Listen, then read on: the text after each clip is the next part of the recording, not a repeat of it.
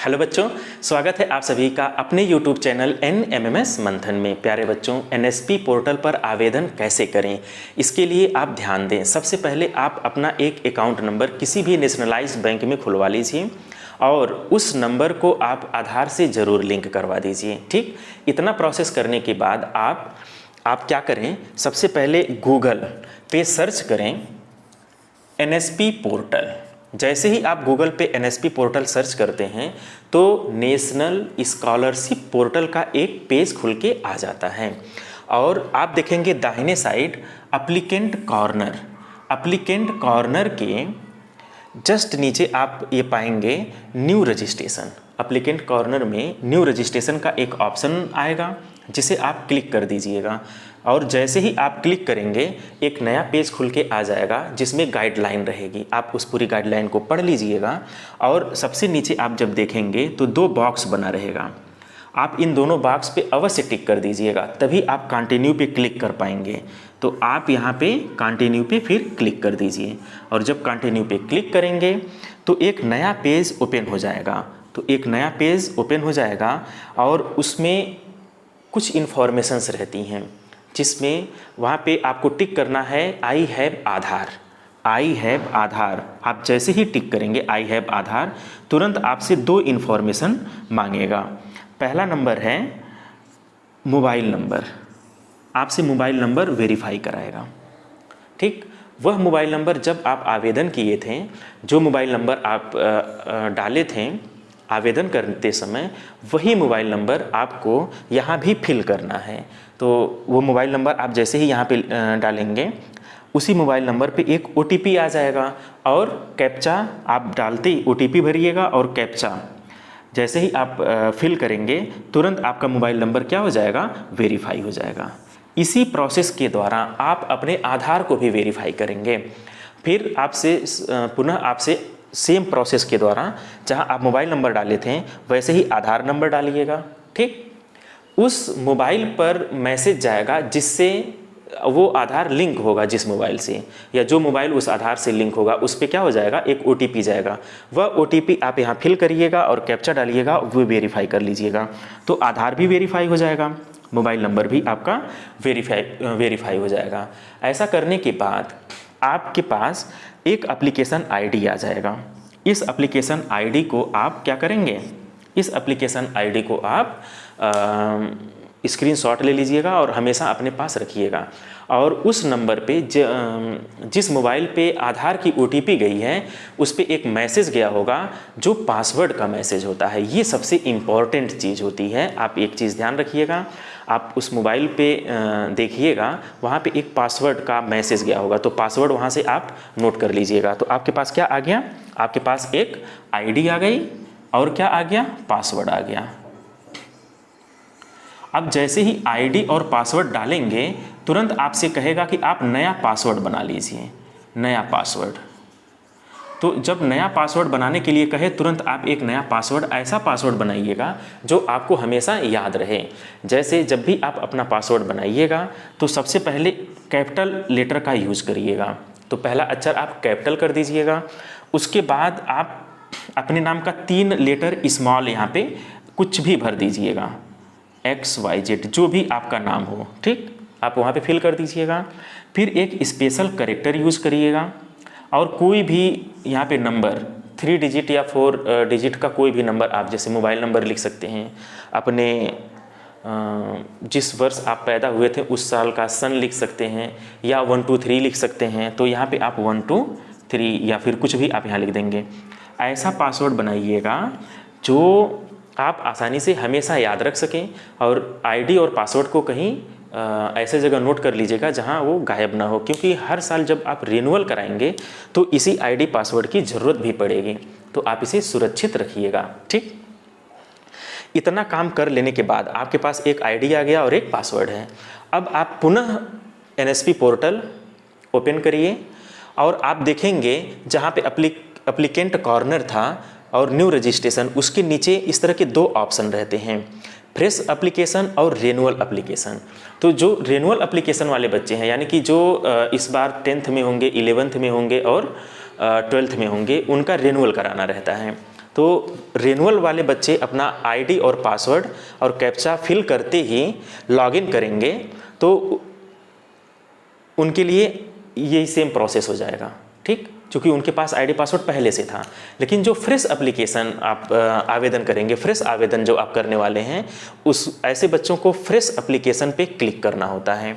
तो जब आप फ्रेश एप्लीकेशन पे क्लिक करेंगे तो आप देखेंगे कि एक पेज खुल के आता है, ठीक। फ्रेश एप्लीकेशन जैसे ही आप ओके करेंगे तो वहाँ पे आईडी मांगेगा, पासवर्ड मांगेगा और कैप्चा मांगेगा। तो जो आईडी यहाँ से आपको मिली है और जो पासवर्ड आपने बनाया है, उस आईडी पासवर्ड को यहाँ पे फिल कर दीजिएगा, कैप्चा डाल दीजिएगा। तो जैसे ही आप लॉगिन करेंगे तुरंत आप देखेंगे साइड में बाएं तरफ वेलकम और आपका नाम लिखा रहेगा और आपकी आईडी लिखी रहेगी और आपसे कहेगा कि अब आप आवेदन करिए। तो जब आप आवेदन करेंगे तो होम के नीचे एप्लीकेशन फॉर्म रहेगा, तो आप एप्लीकेशन फॉर्म पे क्लिक कर दीजिए। और जब आप एप्लीकेशन फॉर्म पे क्लिक करेंगे तो आपसे 3 इन्फॉर्मेशन मांगता है। एक जनरल इन्फॉर्मेशन मांगता है, एकेडमिक डिटेल्स मांगता है और अदर डिटेल्स मांगता है। तो ये तीनों आपको फिल करना होता है। आप अच्छी तरह से आप इसे फिल करिएगा। एक चीज़ आप और ध्यान रखिएगा, जब आप फिल करिएगा जहाँ पे स्टार रहे वो एंट्री जरूर भरना है। स्टार वाली एंट्री आप देख लीजिएगा, खाली नहीं रहनी चाहिए, ठीक। तो ये इस चीज़ पे थोड़ा फोकस करिएगा, जहाँ जहाँ स्टार रहे उसे भरना है। तो जनरल इन्फॉर्मेशन में क्या क्या भरना है, कैटेगरी आपको भरना है। कैटेगरी में आप ओबीसी के हैं, एससी के हैं, एसटी के हैं या आप जनरल हैं, जो भी हैं आपको वहाँ पे टिक करना रहेगा। एनुअल इनकम क्या है इसे आपको भर देना है, यानी कि वार्षिक आय आपको भरना है, वहाँ पे लिख दीजिएगा 50,000 60,000 जो भी आप जब आय प्रमाण पत्र बनवाए थे उसमें जो भी मेंशन किए थे वही लिखिएगा। रिलीजन क्या है आपका, धर्म क्या है, आप डे स्कॉलर हैं कि आप हॉस्टलर हैं, इसको भी आपको ये एंट्री भरनी है। तो ये सामान्य इन्फॉर्मेशन है, जनरल इन्फॉर्मेशन है, आप इसे फिल कर दीजिएगा, ज़रूर फिल कर लीजिएगा, ठीक। 10th से नीचे वाले बच्चों के लिए प्री मैट्रिक और 11th 12th वाले बच्चों के लिए पोस्ट मैट्रिक का ऑप्शन आता है, आपको उसे भी फिल करना है। अब सेकेंड नंबर पे आपको क्या करना है, एकेडमिक डिटेल्स, आपको एकेडमिक डिटेल्स भरना है। अब एकेडमिक डिटेल्स आप कैसे भरेंगे, आप ध्यान दें, select your institute, select your institute पे जैसे ही आप क्लिक करेंगे तो एक इंस्टीट्यूट की लिस्ट ही खुल के आ जाती है। तो वहाँ पे आपको ढूंढना काफ़ी मुश्किल हो जाता है अपने स्कूल का नाम। तो आप क्या करिएगा, यूडाइस कोड से अपने स्कूल का नाम सर्च कर लीजिएगा। आप सबसे पहले क्या पता कर लीजिएगा, अपने स्कूल का यूडाइस कोड, ये आपके क्लास टीचर बता देंगे, ठीक। अपने क्लास टीचर जहां आप 9th में एडमिशन लिए हैं, सर से संपर्क करेंगे, वो आपके स्कूल का यूडाइस कोड बताएंगे। और अथवा करके जो सेकेंड ऑप्शन है उसे जब आप भरेंगे तुरंत आपके स्कूल का नाम आ जाएगा और उसे आपको क्या करना रहेगा, सेलेक्ट कर लेना रहेगा। इतनी चीज़ें आप ध्यान दीजिए। तो आपके स्कूल जैसे ही सेलेक्ट हो जाए यूडाइस कोड के साथ, उसके बाद आपको एसआर नंबर या इनरोलमेंट नंबर आपको डालना होता है। तो इनरोलमेंट नंबर कैसे आपको मिलेगा, ये भी आपका क्लास टीचर ही आपको बताएंगे, या आपका जो आईडी कार्ड बना होता है उस आईडी कार्ड पे भी एसआर नंबर लिखा रहता है। तो इनरोलमेंट नंबर या एसआर नंबर उसे आप यहाँ पे भर दीजिएगा। एडमिशन ईयर, ये ध्यान रखने की बात है, एडमिशन ईयर, तो किस साल आप एडमिशन लिए हैं। तो जिस साल आप 9th में एडमिशन लिए हैं वही साल आपको डालना है। जैसे अगर आप 2023 में एडमिशन लिए हैं तो आपको यहाँ पे क्या लिखना रहेगा, 2023। और रोल नंबर, तो 9th में आपका रोल नंबर कितना है, जैसे मान लिया आपका रोल नंबर 23 है तो आप 23 लिख दीजिएगा। अगर आपका रोल नंबर 15 है तो 15 लिख दीजिएगा, जो भी आपका रोल नंबर है। अगर आपका रोल नंबर 9 है तो 09, इस तरह से आप लिख दीजिएगा, ठीक। और रोल नंबर लिखने के बाद आपसे सेक्शन पूछा जाएगा, एकेडमिक ईयर, रोल नंबर और सेक्शन। तो आप किस सेक्शन में हैं, आप उस सेक्शन को भी आपको वहाँ पे मेंशन करना रहता है। सेक्शन ए है, बी है, सी है, तो जो भी सेक्शन रहे आप सेक्शन वहाँ पे मेंशन कर दीजिएगा। प्रेजेंट क्लास स्टार्ट डेट, ये बहुत ज़रूरी चीज़ है। प्रेजेंट क्लास स्टार्ट डेट यानी कि आप किस दिन एडमिशन कराए हैं और उस दिन से ही आप वहाँ माना जाएगा कि आप पढ़ने भी गए हैं, तो वही डेट आपको भरना रहेगा। जैसे मान लीजिए अगर आप 10 अप्रैल को वहाँ पे एडमिशन कराए हैं तो आप 10 अप्रैल लिख दीजिएगा। जिस दिन आप एडमिशन कराए हैं उसी स्कूल में वही प्रेजेंट क्लास स्टार्ट डेट हो जाएगा आपका। और इसके साथ साथ पिछले साल का कुछ इन्फॉर्मेशन मांगेगा कि आप पिछला साल यानी 8 कब पास किए हैं, तो वो भी आपको 2023 लिखना है, ठीक। और रेगुलर, वहाँ पे एक ऑप्शन आता है कि रेगुलर की प्राइवेट, तो आप रेगुलर पे ही टिक करिएगा, रेगुलर आप पढ़ाई कर रहे हैं, ठीक। और उसका ईयर हो गया, और पिछले क्लास का परसेंटेज आपसे मांगता है, तो पिछले क्लास में आपने कितना परसेंटेज आपको मिला है तो वो भी आपको मेंशन करना रहता है। जैसे जब आप 9th में रहेंगे तो कक्षा 8 में कितना परसेंट था वो आपको लिखना है, और जब ऐसे ही जब आप 10th में है तो 9th का परसेंटेज, 11th में है तो 10th का परसेंटेज, 12th में है तो 11th का परसेंटेज, यानी कि प्रीवियस ईयर का ही आपको परसेंटेज लिखना रहता है। तो आप वहाँ पे प्रीवियस ईयर का परसेंटेज भी लिख दीजिएगा। इसके साथ साथ आप एक चीज़ और ध्यान रखें, कॉम्पिटेटिव एग्ज़ाम के बारे में आपसे पूछता है तो कौन सा कॉम्पिटेटिव एग्ज़ाम आपने क्वालिफाई किया है, तो आप NMMS पे ही टिक करिएगा। वहाँ पे बहुत सारा DLED वगैरह का ऑप्शन आता है, तो उसमें NMMS जहाँ पे रहेगा उस पर आप ज़रूर टिक करिएगा। ये बहुत इंपॉर्टेंट है, ये अगर छूट जाता है तो फिर आगे आप फाइनल सबमिट नहीं कर पाएंगे। तो इसलिए NMMS कॉम्पिटेटिव एग्ज़ाम, NMMS जो भी आप कॉम्पिटेटिव एग्ज़ाम निकाले हैं वो यहाँ पे लिखना रहता है। तो यहाँ NMMS एग्ज़ाम आप निकाले हैं तो उसको आप भर देंगे। किस साल आप उसको पास किए हैं, तो आप ध्यान दीजिए, जब आप 8 पास किए हैं वो ईयर, या 9 में जब आप एडमिशन लिए हैं वो ईयर, दोनों सेम रहता है और वही यहाँ भी आपको लिखना रहता है। तो जैसे मान लीजिए एडमिशन ईयर, 9 में आपने एडमिशन 2023 में लिया, उसी साल आप 8वीं पास किए रहते हैं, और उसी साल के लिए एग्ज़ाम भी होता है, तो ये तीनों सेम होता है। तो यहाँ भी आप तब 2023 ही लिख देंगे, ठीक है ना। ऐसे आप जिस साल आप 8 पास किए हैं या जिस साल आप 9 में एडमिशन लिए हैं उसी साल के लिए आपका यह एग्ज़ाम होता है, तो यहाँ भी वही वर्ष लिखा जाएगा। और जो कॉम्पिटेटिव एग्ज़ाम आप दिए हैं यानी NMMS एग्ज़ाम, उसका रोल नंबर भी आपको लिखना रहता है, तो आप रोल नंबर पहले रख लीजिएगा। यानी कितनी चीज़ें आपको पहले रखना है, रोल नंबर आपका पता होना चाहिए, ठीक। उसके अलावा प्रेजेंट क्लास स्टार्ट डेट, यानी कि 9th में कब आप स्टार्ट किए हैं ये आपको पता होना चाहिए। रोल नंबर क्या है, सेक्शन क्या है, हाँ, SR नंबर क्या है, पिछले साल का परसेंटेज क्या है, ये कुछ इन्फॉर्मेशन है जो आपको पहले ही इकट्ठा कर लेना है, उसके बाद ही आपको फॉर्म फिल करना है। ये सारी चीज़ें आप ध्यान दीजिएगा, ठीक। इसके साथ अदर डिटेल्स में मैरिटल स्टेटस, यानी कि आप मैरिड हैं कि अनमैरिड हैं, तो आप अनमैरिड पे टिक करेंगे। प्रेजेंट पेरेंट प्रोफेशन, तो पेरेंट प्रोफेशन का मतलब आपके पिता क्या करते हैं, उनका क्या प्रोफेशन है, तो बहुत सारे उसमें लिस्ट आई रहती है, तो उसमें आप अदर सेलेक्ट कर लीजिएगा, ठीक है ना। अनमैरिड और अदर सेलेक्ट कर लीजिएगा, जहाँ जहाँ स्टार है बस वो एंट्री आप केवल फिल कर दीजिएगा।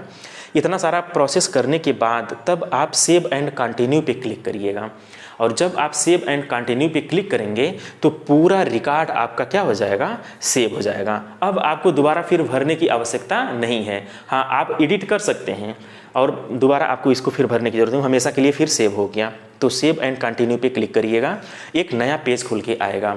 उस नए पेज पे आपको ये देखना है कि क्या NMMS एग्ज़ाम लिखा है, national means cum merit scholarship. जैसे ही आप सेव एंड कंटिन्यू पे क्लिक करेंगे, जब नया पेज खुल के आएगा तो वहाँ पे national means cum merit scholarship exam अगर लिखा है, तब आप ये श्योर हो जाइए कि आपने जो भी एंट्री भरा है वो सही भरा है।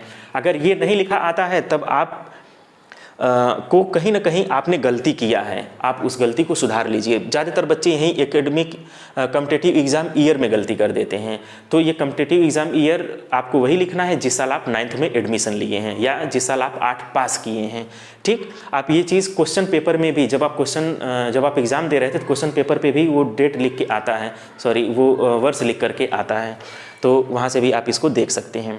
तो यहाँ ज़्यादातर बच्चे गलती करते हैं। दूसरा, ये एग्ज़ाम सेलेक्ट नहीं करते हैं, यहाँ गलती होने के चांसेस ज़्यादा रहते हैं। बाकी एंट्री तो नॉर्मल है, आप फिल कर लेंगे, ठीक। अदर डिटेल्स भी आप ध्यान से भरिएगा। सेव एंड कंटिन्यू पे क्लिक करते ही जो नया पेज आएगा वहाँ पे NMMS एग्ज़ाम के बारे में लिखा रहता है। अगर ये नहीं लिखा है, कुछ और लिखा है, तुरंत आप यहाँ से सुधार कर लीजिएगा, बैक जा कर के सुधार कर लीजिएगा। फिर होम डिस्ट्रिक्ट, आप अपना होम डिस्ट्रिक्ट जैसे ही सेलेक्ट करेंगे एक सब डिस्ट्रिक्ट का ऑप्शन आ जाएगा। सब डिस्ट्रिक्ट मतलब जो आपकी तहसील है, तहसील आप जैसे सेलेक्ट करेंगे तुरंत आपका गांव का ऑप्शन देगा, विलेज का ऑप्शन देगा, तो आप अपना विलेज सेलेक्ट करेंगे। तो ये ऑप्शन, ये लिस्ट बड़ी लंबी रहती है, तहसील में जितने गाँव हैं सारा आ जाता है।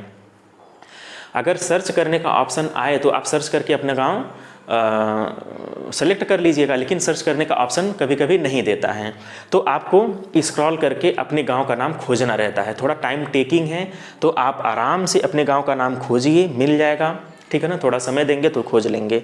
फिर सही सही अपने विलेज को सेलेक्ट करिएगा और हाउस नंबर, अगर आपको अपना हाउस नंबर सही सही पता है तो यहाँ पे लिखिएगा, अदरवाइज़ कोई भी 2 डिजिट नंबर लिख दीजिएगा, 35, 36, 40, क्योंकि ये एंट्री फिल होना ही चाहिए। अगर फिल नहीं है तो फिर बाद में समस्या आएगी, ठीक। और ऐसा करने के बाद अब अभी आप फाइनल सबमिट मत करिएगा। अब अगर मान लीजिए आप जिस स्टेट में 9th में पढ़े हैं, उस स्टेट जिस डिस्ट्रिक्ट में पढ़े उस डिस्ट्रिक्ट के अलावा आप अन्य डिस्ट्रिक्ट में चले गए या अन्य स्टेट में चले गए, दूसरे स्टेट में आप 9th में एडमिशन करा लिए, तब आपको क्या भरना है, बोनाफाइड सर्टिफिकेट, जो कि नीचे ऑप्शन आएगा डाउनलोड करने का बोनाफाइड सर्टिफिकेट, वहाँ से आप बोनाफाइड सर्टिफिकेट डाउनलोड कर लीजिएगा, अपने प्रिंसिपल से उस पर सिग्नेचर करा के यहाँ अपलोड कर लीजिएगा। जब आप अपलोड करेंगे तो ये ध्यान रखिएगा 200 KB से ज़्यादा नहीं होना चाहिए, उसकी साइज़ 200 KB से कम रहे, तो बोनाफाइड सर्टिफिकेट अपलोड कर दीजिए। कौन से बच्चे अपलोड करेंगे, जिन बच्चों का डिस्ट्रिक्ट चेंज हो गया हो या स्टेट चेंज हो गया हो। लेकिन हम आपको पर्सनली सलाह ये देते हैं कि आप सभी बच्चे बोनाफाइड सर्टिफिकेट ज़रूर अपलोड कर दीजिएगा। हाँ, अपलोड करते समय एक समस्या आती है, बच्चे ये नहीं समझ पाते अपलोड हुआ कि नहीं, तो वहाँ पे व्यू करके आता है, एक ऑप्शन आता है, आई की तरह होता है, आँख की तरह से बना रहता है, उस पर जैसे क्लिक करेंगे आप देखेंगे कि आपका सर्टिफिकेट अपलोड हो गया है। कभी कभी आपको लगेगा अपलोड हुआ कि नहीं हुआ आप जान नहीं पाते हैं, लेकिन वो अपलोड हो गया रहता है, ठीक। और जाति और आय प्रमाण पत्र के लिए भी इस बार से ऑप्शन आ रहा है कि जाति प्रमाण पत्र और आय प्रमाण पत्र को भी अपलोड कर दीजिए। तो हम आपको जानकारी के लिए बता दें कि जाति और आय प्रमाण पत्र उन्हीं को अपलोड करना है जिनको इस स्कॉलरशिप या स्कॉलरशिप व्यवस्था में 50,000 से अधिक स्कॉलरशिप की व्यवस्था हो। चूँकि NMMS एग्ज़ाम में सिर्फ 48,000 ही मिलेगा, यानी 50,000 से कम है, तो आपको आय और जाति प्रमाण पत्र अपलोड करने की ज़रूरत नहीं है। लेकिन चूंकि ऑप्शन दिया है तो आप अपलोड भी कर सकते हैं। तो बोनाफाइड सर्टिफिकेट आप अपलोड कर दीजिएगा, जाति और आय भी आप अपलोड कर दीजिएगा। हालांकि आवश्यकता नहीं है, फिर भी आप अपलोड करके फाइनल सबमिट पे क्लिक कर दीजिएगा। जैसे ही आप फाइनल सबमिट पे क्लिक करते हैं तुरंत आपका पूरा डेटा सुरक्षित हो जाता है और इंस्टीट्यूट के लिए वेरिफिकेशन के लिए चला जाता है। फिर आपका काम यहाँ समाप्त हो जाता है। अब इंस्टीट्यूट फिर वेरीफाई करता है, वो आगे का स्टेप है, यानी आपको बस यहीं तक का स्टेप करना है। आप श्योर हो लीजिए कि फाइनल सबमिट दबाने के बाद कि आप स्टेटस चेक कर लीजिएगा कि आपका जो डेटा है वो इंस्टीट्यूट के लिए फॉरवर्ड हुआ है कि नहीं। अगर फॉरवर्ड हो गया है तो बस इतना सा ही आपको काम करना है। अगर आपको हमारी वीडियो अच्छी लग रही हो तो आप ज़रूर अपने YouTube चैनल NMMS मंथन को अवश्य सब्सक्राइब कर लीजिएगा। एक चीज़ हम आपको और बता दें कि जब भी आप ये फॉर्म फिल करिएगा तो फॉर्म भरते समय अगर आपको कोई असुविधा होती है, कोई दिक्कत आती है, तो आप इस नंबर 8081928456 पर आप मैसेज सिर्फ करिएगा, ये व्हाट्सअप मैसेज कर दीजिएगा, ठीक। आपको आंसर मिल जाएगा इस नंबर पे व्हाट्सअप करते ही। ये टेक्निकल एक्सपर्ट गोरखपुर मंडल के टेक्निकल एक्सपर्ट आशुतोष श्रीवास्तव जी का नंबर है। मैंने इनसे पर्सनली रिक्वेस्ट किया कि अगर कोई बच्चा, वो चाहे किसी भी डिस्ट्रिक्ट का हो, किसी भी स्टेट का हो, अगर आपसे सहयोग लेता है तो बेहिचक आप सहयोग उसे प्रदान करिएगा। बहुत ज़रूरी ना हो तो आप सिर्फ व्हाट्सअप मैसेज करेंगे तो भी आपको आंसर मिल जाएगा कि आपको कहाँ समस्या आ रही है। बहुत आवश्यक है तभी आप कॉल करिएगा, अदरवाइज़ आप सिर्फ व्हाट्सअप ही करिएगा, ठीक है। और इसके साथ ही आप NSP पोर्टल पे आवेदन बहुत ही आराम से कर पाएंगे। Okay, thank you.